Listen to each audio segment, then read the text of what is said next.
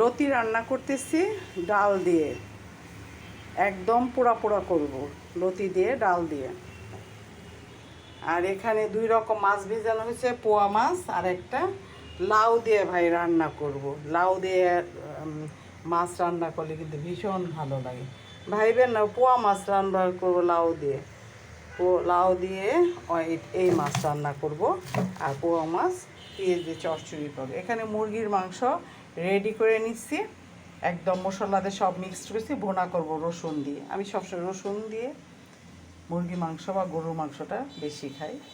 আর এই ডিমগুলো ধোয়া পরিষ্কার হয়ে গেছে, ভাই ফ্রিজে রাখবো, কারণ ডিম না ধুয়ে ফ্রিজে রাখা ঠিক না, ভাইরাস জন্ম হয়, এতে ফ্রিজে সমস্যা হয়, তাই অন্য অন্য খাবারের সমস্যা হয়।